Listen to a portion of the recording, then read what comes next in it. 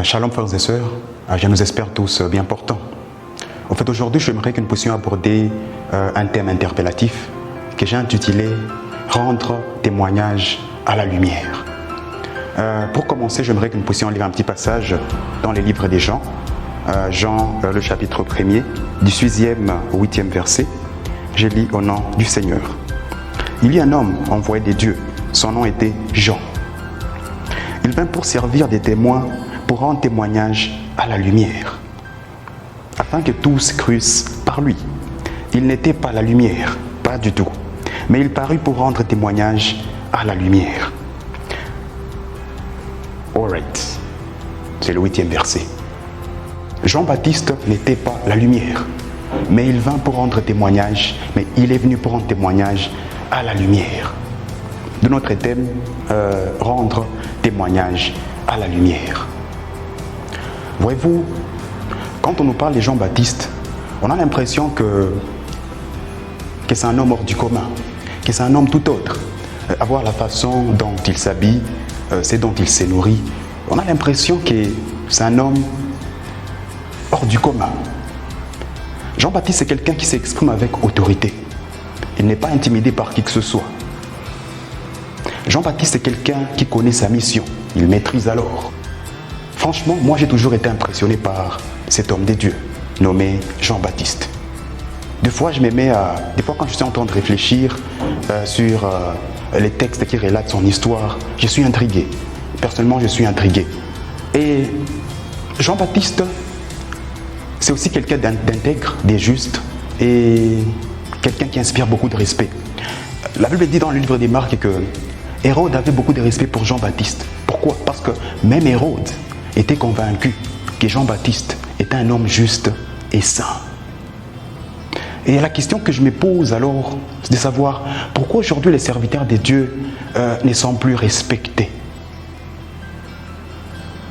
Parce que beaucoup de gens considèrent que les serviteurs de Dieu, ils ne sont pas saints, ils ne sont pas intègres, ils ne sont pas justes. Alors, la Bible nous dit que Hérode avait beaucoup de respect pour Jean-Baptiste. En d'autres termes, Hérode craignait Jean-Baptiste parce qu'il était convaincu à 100%, de tout son cœur, que Jean-Baptiste était un homme saint et intègre. Donc Jean-Baptiste est quelqu'un qui, lorsqu'il entre en scène, il ne fait pas les choses à moitié. C'est quelqu'un qui accomplit sa mission, c'est quelqu'un qui poursuit sa mission avec zèle, avec enthousiasme et avec opiniâtreté. On a l'impression que c'est vraiment Christ lui-même qui est en œuvre. Et pourtant, Jean-Baptiste a tout simplement servi d'introduction à Christ. Parce que Jean-Baptiste s'exprime aussi avec autorité, à la même manière que Christ. Jean-Baptiste reflète la lumière. Je dis tout simplement que Jean-Baptiste constitue une infime partie qui témoigne que quelque part, il existe une lumière. Et une lumière qui, en venant dans le monde, éclaire le monde entier. Donc Jean-Baptiste ne constitue qu'un iota, une infime partie témoignant que la lumière existe quelque part. Ce que nous devons savoir ici, c'est que l'homme sans Christ, il ne peut refléter aucune lumière. Tout ce que nous dégageons comme lumière, nous les recevons, ou nous la recevons, voulais-je dire, de Christ.